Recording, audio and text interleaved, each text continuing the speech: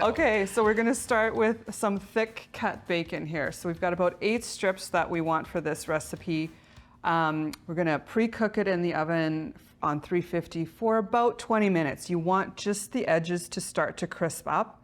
You know, the time will vary a little bit depending on how thick of a bacon you're using, and the quality of the bacon makes a difference too.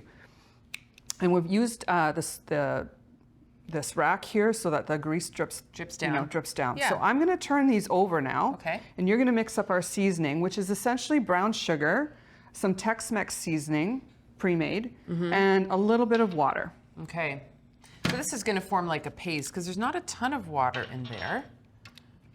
So let's kind of see what happens. Oh yes, all right.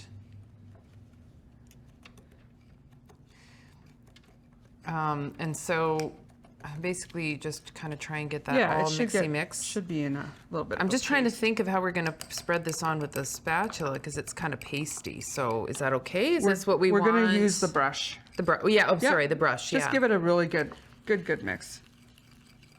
Okay. How's that? Pretty good. Pretty good.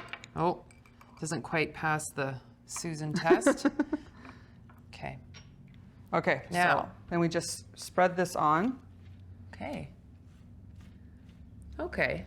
So it goes on like, you know, and fairly the bacon's going to be warm too. So yeah, it goes on fairly thick. Disperse a little bit. Yeah. Okay. You hold that. Sure. And then this whole thing would just go back in the oven, and you'd cook it about another 8 to 10 minutes. Just keep an eye on it. You want the stuff to glaze up and the bacon to turn nice and brown on both sides. Okay. So it takes about 8 to 10 minutes. All right. And you just do the one side? Just the one side. Okay. Yeah. Put it back in the oven, and the other side will darken as well. So. Okay. Yeah. Cool. Okay, and so then we're gonna build our nachos. So this is what the bacon would look like when it comes out of the oven. So we've let this cool already.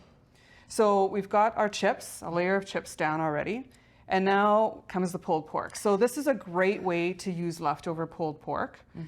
We've got a recipe on our website that works great for this. Any pulled pork will do. Just maybe make sure that it's not too saucy, because otherwise it's just gonna soak through the chips. Yeah. So half of this, I'm gonna use my hands, they're clean. I believe It's the only way to make nachos. Well, for sure. I mean, come on. Half of the pulled pork would go onto the nachos. Only half. Yeah, and we're using about 3 cups of pulled pork here. All right. Leftover pulled pork. Just spread that all around. This gets a little bit messy, but it's fun. At this point in time, people are assembling in the kitchen and watching this magic take place, wondering how long it's going to be. Exactly. But they can have the nachos. Then we've got about 1/3 of our cheese that we're gonna put on.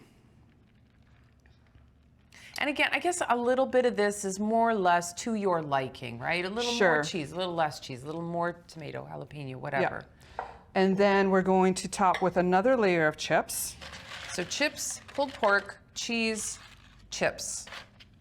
Yeah, we're basically going to repeat this whole first layer. Okay. Yeah.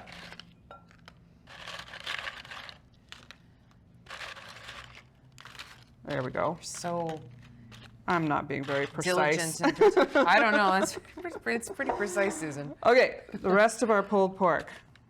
These are like really loaded for sure. Yeah. I would probably make these in a bit of a deeper pan, just because you've got so many toppings Like a baking on here. pan or something like that, like a cake pan? Yeah, or you can use a paella pan too. Oh, okay, paella pan. There we go. And a little bit more of our cheese. And then I imagine that we start loading up the rest of our toppings. Right, so we've got avocado, we've got green peppers. Got some black beans on there.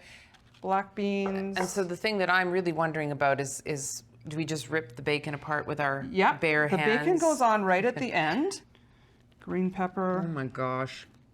I know, these are like, I that's why we call them. snuck a piece, okay, and it's delicious. That's why we call them Nacho Supreme, because of all of the stuff that goes on.